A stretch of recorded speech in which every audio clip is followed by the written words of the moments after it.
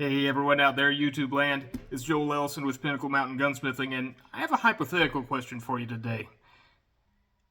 Have you ever noticed that sometimes a turn of phrase will mean different things depending on what generation you're from? Well, at one time when you said a car was styled like a Hyundai or a Kia, it wasn't a compliment, but nowadays it kind of is. Well, when this particular firearm we're talking about today was made, the term German engineering was not always a compliment, and in this case, if you said it was German engineered, I wouldn't take it as one if you're talking about this particular gun. This particular one is one that might be considered a Saturday night special by some, others not so much. In any case, it's a reproduction of a single action Army in .22 long rifle made by EIG, which was a company that started making guns in West Germany after the Second World War, and they pretty much made guns like this. Super simple revolvers, lots of die-cast parts, and let's take a look at some of the results, shall we? Alright, here we are up on the bench, and looking at our revolver today. Let's start out with markings. There we go. Yeah, that's his EIG model E15, Germany. Notice it does not say West Germany, so that lets us date this a little bit better.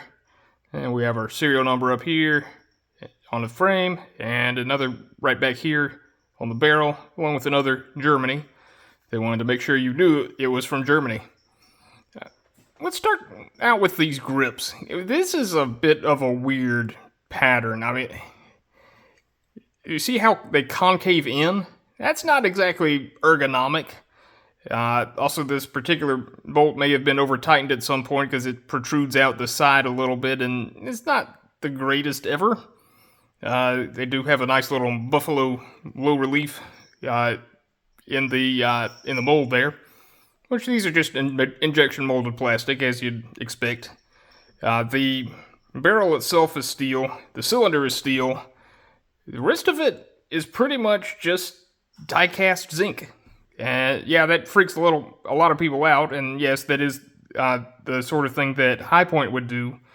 But you can do it well, and in this case, I think it's been done actually fairly well. This particular gun was provided to us by a well-known friend of the channel. Thank you very much. You know who you are. But let's go ahead and get into it. We have a gate loading mechanism.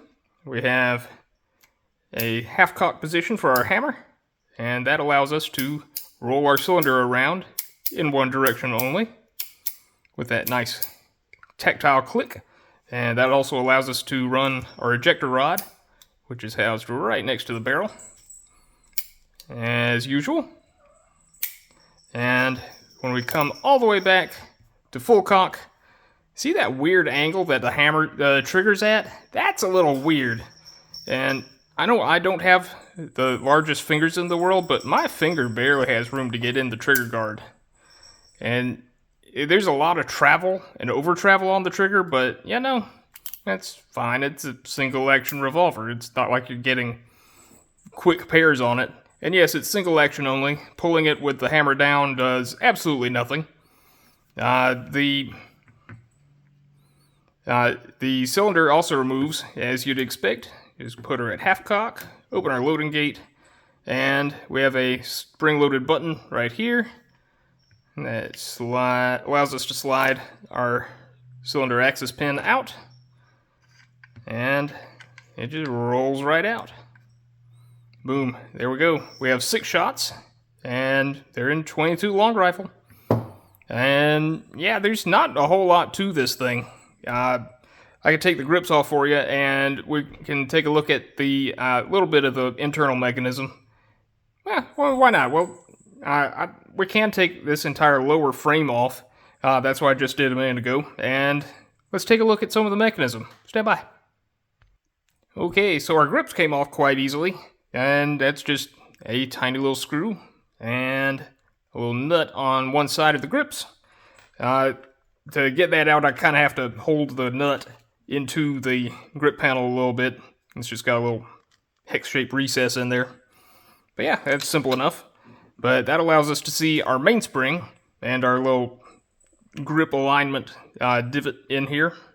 But yeah, it's just a big flat metal spring, just like the originals. But unlike the originals, there's no screw holding it in. It's just the shape of this particular die casting bit. The little grip alignment thing just kind of pushes out from one side. And it's not a huge, most important component ever, but, you know. Now the rest of the frame comes out with 1, 2, 3, 4, 5 screws, and this whole piece comes right off. Let me get that loosened up for you, and we'll be right back. Okay, here we are getting down to it. We've gotten our grip frame off.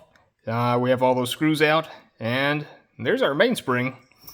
Now you could press that out of the frame if you wanted to, but seeing as how I don't have a compelling reason, i.e. it's not broken, I don't really want to do that, so there it sits. Putting it back together, there is a little bit of tension on it, but really not that much. About the only thing you have to watch out for is this spring. Just a little pretty standard coil spring that fits in this recess. That is what powers the back and forth motion of this of the loading gate, and yeah, and that's pretty much it. Now down here we do have another leaf spring with the screw to power our trigger and the cylinder stop, which is itself is just made of a folded sheet metal component. Make sure you can see that there. Yep, that's folded sheet metal. Yep.